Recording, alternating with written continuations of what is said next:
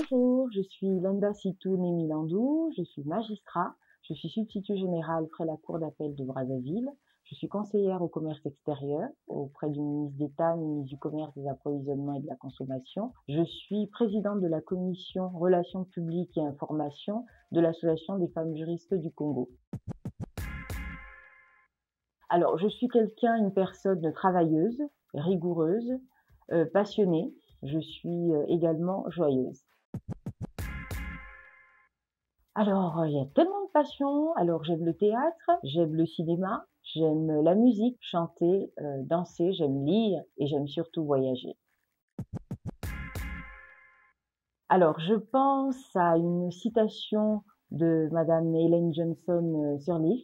Si tes rêves ne te font pas peur, c'est qu'ils ne sont pas assez grands. Alors, en fait, dans la vie, il faut oser travailler et foncer.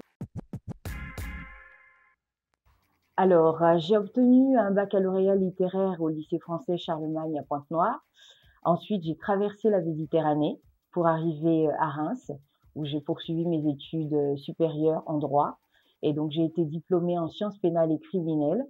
Ensuite, j'ai passé le concours d'entrée à l'École nationale d'administration et de magistrature, où j'ai obtenu le diplôme. Depuis 2013, j'ai été nommée magistrat comme substitut du procureur près le tribunal de grande instance de Brazzaville. Et en même temps, j'étais attachée au cabinet du ministre de la Justice en charge des libertés fondamentales. Et depuis 2017, je suis conseillère au commerce extérieur et depuis mars 2023, substitut général près la Cour d'appel de Brazzaville. Alors, il y a énormément d'expériences qui ont façonné mon parcours professionnel. Je vous ai dit que j'étais membre de l'Association des femmes juristes du Congo et il y a certaines expériences, notamment au contact des victimes de violences basées sur le genre, qui ont réussi à me façonner. Mais je parlerai surtout de la préparation du concours d'entrée à l'école d'administration et de magistrature du Congo, un concours que j'ai préparé en 2 semaines. Je n'avais pas les cours et donc j'ai dû faire énormément de recherches pour pouvoir préparer ce concours que j'ai obtenu. Et je parlerai également d'un concours. J'ai osé participer à un concours de plaidoirie en droit international humanitaire. Je n'avais aucune notion en droit international humanitaire. Donc, j'ai fait partie des lauréats, des 3 lauréats du Congo qui ont représenté la République du Congo en Côte d'Ivoire et là-bas également face au Bénin, au Sénégal, RDC, Mali. Nous avons ramené la coupe à la maison. Alors, je parlerai d'un leadership participatif, mais également affiliate. En général, j'emmène en fait les personnes avec qui je travaille à collaborer. C'est-à-dire, je les encourage chacun à collaborer, que chacun mette sa touche, même si à la fin, le leader a le dernier mot. Partenaires privés ou professionnels. Bon, en général, ce sont des relations, un partenariat assez collaboratif, assez collaboratif.